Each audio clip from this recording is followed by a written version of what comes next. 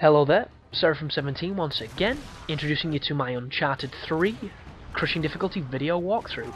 This is the 15th level and it's entitled Sink or Swim, and don't let its length, distort your view of it. This is a very difficult and challenging mission. This first firefight is one of the hardest ones on the game, and it's a little bit misleading at first because it doesn't look like it's going to be hard, and then it is. Especially on crushing. On hard it was tough, but on this it takes the piss a little bit.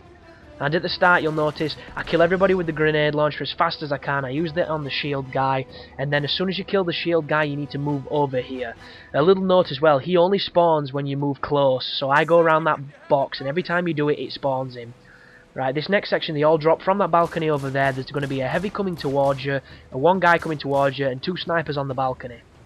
I use the pistol to shoot the snipers, I use the grenades to finish the heavy off. As soon as I'm out of grenades, there is an AK-74U to my right, over there on the floor. You need to run and pick that up, because the fight is not over, and there is no checkpoint until you pretty much drowned.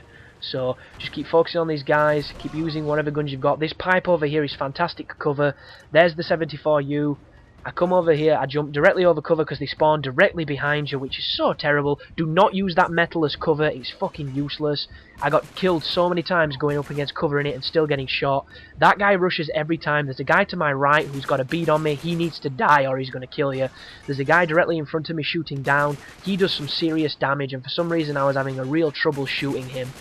But take him out as quick as you can. There's a guy in front of me shooting me, but he's a less of a target. That guy has the height advantage and he's the most dangerous. As soon as you kill him, the flood will start to come, and you've effectively done 2 minutes of, probably one of the tougher fights in Uncharted 3. So there you go, congratulations, another tough one's down, another notch on your belt buckle, and now it's time to do some traversing action.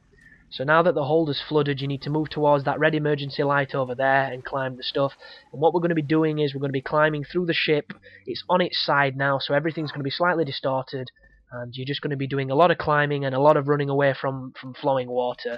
And the first time you do this, it's epic and amazing. The second time you do it, it's just as good, if not better, because it's more streamlined and you know where you're going. If you make a bad turn or you get caught on any of the scenery, you're probably going to die, much like you did with Crash Bandicoot when the boulder was chasing you.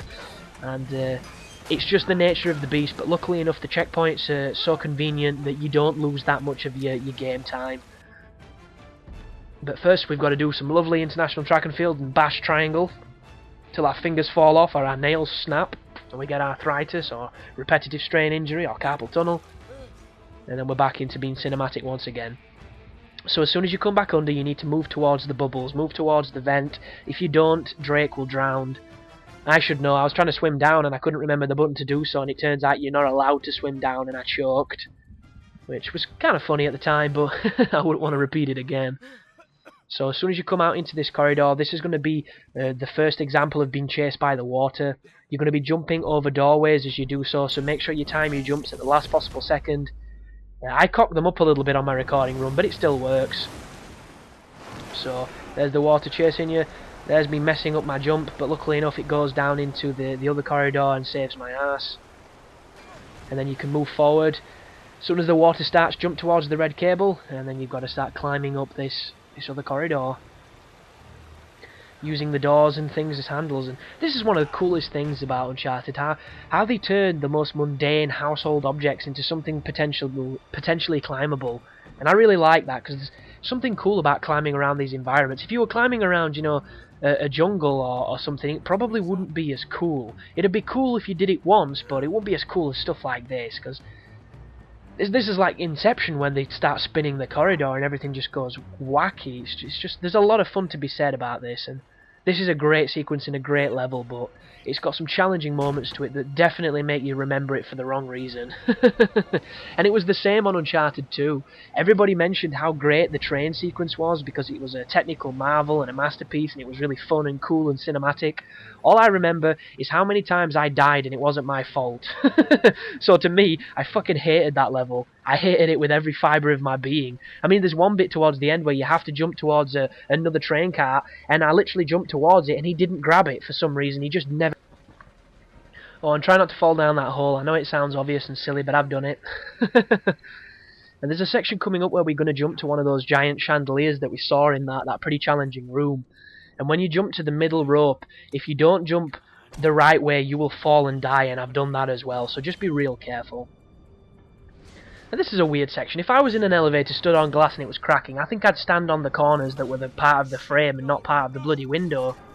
And considering Nathan Drake's like the adventurer and the quick thinker, you don't really think too fast about this situation. But this is the chandelier that I mentioned. You just have to climb down it and jump towards the red cord in the middle, but as I said, you can fuck it up. I've done it, believe it or not. I don't know how, it's just the game. I jumped perfectly and he missed it for whatever reason and fell. And then once you're down here, you swing back inwards towards the bit that hit the glass and use that as cover. And there's a nice little comedic moment coming up right now. And pretty much the end of the level, because Ramses is going to turn up and he's going to point a gun at you. And I thought there was going to be a boss fight, because the first game had boss fights, and the one at the end, not the first game, sorry, the second game, the Uncharted 2, the last fight sucked. It sucked really hard. I didn't like it at all.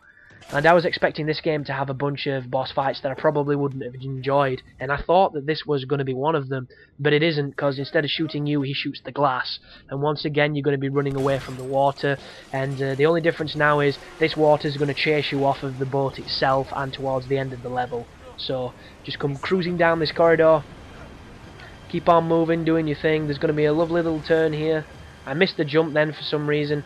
Instead of jumping outwards, he jumped upwards. I couldn't even tell you why that happened, but as soon as you get towards the edge, you jump and mission's over. So thanks for watching, guys, and you take care now.